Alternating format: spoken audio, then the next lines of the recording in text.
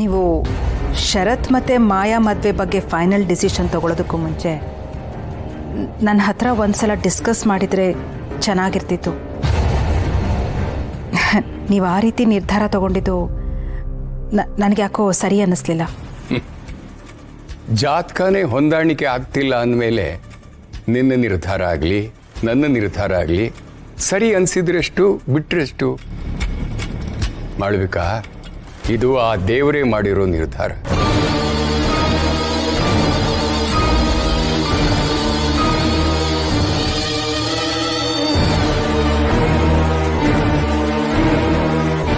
ಏನಾಗಿದೆ?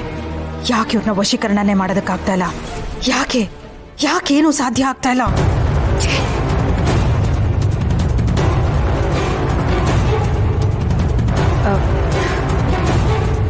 ನಿಮಗೆ ನೆನಪಿದೆಯಾ, ನಮ್ಮ ಶರತ್ಗೆ ಹೆಂಡತಿ ಆಗೋದಕ್ಕಿಂತ ನಮ್ಮ ಹಿತಾಗೆ ಒಳ್ಳೆ ತಾಯಿ ಆಗೋವಂಥ ಹುಡುಗಿನ ನಾವು ಹುಡುಕ್ತಾ ಇದ್ವಿ. ಹಾಗೆ ನೋಡಿದ್ರೆ ಮಾಯಾ ನಮ್ಮ ಹಿತಾಗೆ ಒಳ್ಳೆ ತಾಯಿ ಆಗ್ತಾಳೆ ಅಂತ ನನಗನ್ಸುತ್ತೆ. ಹೌದು, ಆದರೆ ನಮ್ಮ ಹಿತಾಪುಟ್ಟಿಗೆ ಒಳ್ಳೆ ತಾಯಾಗೋದ್ರ ಜೊತೆಗೆ ನಮ್ಮ ಶರತ್ತಿಗೆ ಹೆಂಡತಿಯಾಗಿ ಅವನ ಜೊತೆ ಜೀವನ ಸಾಗಿಸ್ಬೇಕಲ್ವ. ಇಷ್ಟಕ್ಕೂ ನಾನೇನು ಕುರುಡ ಅಲ್ಲ. ಮಾಯಾ ಹಿತನ ಕಣ್ಣೆತ್ತಿ ಸಹ ನೋಡಲ್ಲ. ಅವಳು ಹಿತನ ಚೆನ್ನಾಗಿ ನೋಡ್ಕೋತಾಳೆ ಅಂತ ನಿಮ್ಗೆ ಯಾಕೆ ಅನ್ನಿಸ್ತಾ ಇದೆ?